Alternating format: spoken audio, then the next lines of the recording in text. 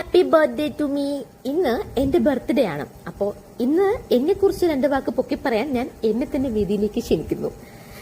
Birthday എന്ന് പറയുമ്പോൾ എന്റെ ഓർമ്മകളാണ് ഞാൻ കുറച്ച് പങ്കുവയ്ക്കുന്നത് കേട്ടോ. ചെറിയ ചെറിയ കുട്ടി കുട്ടി അന്നത്തെ വിഷമങ്ങളും ഇന്നത്തെ സന്തോഷങ്ങളും. ഞാൻ 6ാം ക്ലാസ്സിൽ പഠിക്കുമ്പോഴാണ് ആദ്യമായിട്ട് എനിക്ക് എന്റെ ബർത്ത്ഡേക്ക് കേക്ക് മുറിക്കുന്നത്. അപ്പോൾ അതിന് മുന്നേ ഉള്ള കാര്യം തന്നെ ആദ്യം പറയാല്ലേ. അതിന് മുന്നേ എനിക്ക് ബർത്ത്ഡേ എന്നാന്ന് അറിയില്ലായിരുന്നു. എന്റെ ബർത്ത്ഡേ കഴിഞ്ഞ് 2-3 ദിവസം അല്ലെങ്കിൽ ഒരാഴ്ച, ചിലപ്പോൾ ഒരു മാസം ഒക്കെ കഴിഞ്ഞിട്ടായിരിക്കും അമ്മ പറയുന്നത്, അയ്യോ നിന്റെ ബർത്ത്ഡേ കഴിഞ്ഞു പോയി, കഴിഞ്ഞ ആഴ്ചയായിരുന്നു അല്ലെങ്കിൽ മെനിഞ്ഞാന്നായിരുന്നു എന്ന് പറഞ്ഞത്. എന്റെ ബർത്ത്ഡേ May 7th ആയതുകൊണ്ട് തന്നെ സ്കൂൾ അടവാണല്ലോ. അപ്പൊ ഞങ്ങൾ സ്കൂളിൽ പോവുക, പിള്ളേർക്ക് മുട്ടായി കൊടുക്കുക, അങ്ങനത്തെ പരിപാടികളൊന്നുമില്ല. അപ്പൊ ഒരു ചെലവും ഇല്ലാതെ എന്റെ ബർത്ത്ഡേ അങ്ങ് കഴിഞ്ഞു പോകും. വെക്കേഷൻ സീസൺ ആയതുകൊണ്ട് തന്നെ ഞാൻ വീട്ടിൽ കാണാറ് പോലും ഇല്ല. ഒന്നുകിൽ മാമന്റെ വീട്ടിൽ, അപ്പച്ചിയുടെ വീട്ടിൽ, ഏതെങ്കിലും വീട്ടിലൊക്കെ ആയിരിക്കും. അപ്പൊ ഞാൻ ബർത്ത്ഡേ അറിയാറില്ലായിരുന്നു. അങ്ങനെ ഇരിക്കെ എന്റെ അമ്മയുടെ ചേച്ചിയുടെ മകളുടെ ബർത്ത്ഡേ ആഘോഷിച്ച് ഞാൻ ആദ്യമായിട്ട് കണ്ടു.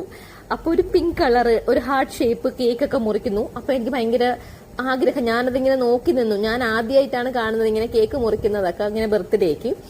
അപ്പോൾ എനിക്ക് ഭയങ്കര ആഗ്രഹം എന്റെ ബർത്ത്ഡേക്കും ഇങ്ങനെ കേക്ക് മുറിക്കണമെന്ന്. അങ്ങനെ എന്റെ ബർത്ത്ഡേ വന്നു. ബർത്ത്ഡേ തലേ ദിവസം ഫുൾ കരഞ്ഞു, രാവിലെ തൊട്ട് വൈകുന്നേരം വരെ കരഞ്ഞു. അങ്ങനെ അച്ഛൻ വൈകുന്നേരം വന്നപ്പോഴേ എനിക്കൊരു മാർബിൾ അല്ല, ഒരു നമ്മുടെ പ്ലം കേക്ക് മേടിച്ചിട്ട് വന്നു. അത് ഭയങ്കര മണമായിരുന്നു. മണത്ത് നോക്കിയപ്പോൾ എനിക്ക് അപ്പം തന്നെ കട്ട് ചെയ്യാൻ തോന്നി. പക്ഷേ നാളെയാണ് ബർത്ത്ഡേ. അതുകൊണ്ട് അത് ഞാനൊരു പ്ലാസ്റ്റിക് ബക്കറ്റിനകത്തിട്ട് അടച്ചു വെച്ച് കിടന്നുറങ്ങി.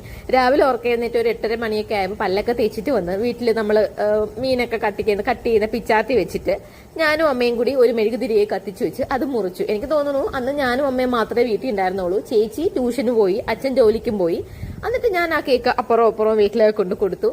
ചായയൊക്കെ കുടിച്ച് എന്നിട്ട് ബ്രേക്ക്ഫാസ്റ്റും കഴിഞ്ഞു. എന്റെ ബർത്ത്ഡേ ആഘോഷിച്ചു. ഞാൻ ഭയങ്കര ഹാപ്പി ആയിരുന്നു. അതായിരുന്നു കേട്ടോ എന്റെ ആദ്യത്തെ. പിന്നെ കല്യാണം കഴിഞ്ഞതിന് ശേഷം ഞാൻ തന്നെ മുൻകൈ എടുത്ത് എന്റെ ഒരു ബർത്ത്ഡേ ആഘോഷിച്ചതുണ്ട്.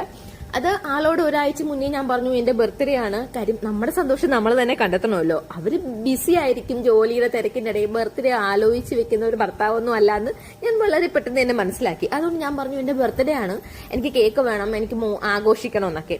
പക്ഷേ ആള് നന്നായി സപ്പോർട്ടീവായിട്ട് നിന്നു. ഞാൻ തന്നെ കേക്ക് മേടിക്കാൻ വേണ്ടി പോയി. എനിക്ക് ഇഷ്ടമുള്ള കേക്ക് മേടിച്ചു, വീട്ടിൽ ചിക്കനൊക്കെ വെച്ചു.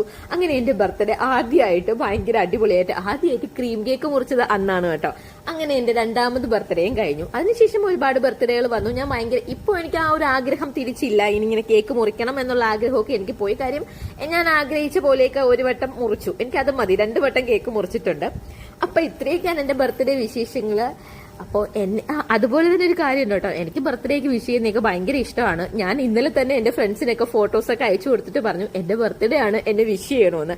അത് പിന്നെ നമ്മുടെ സന്തോഷം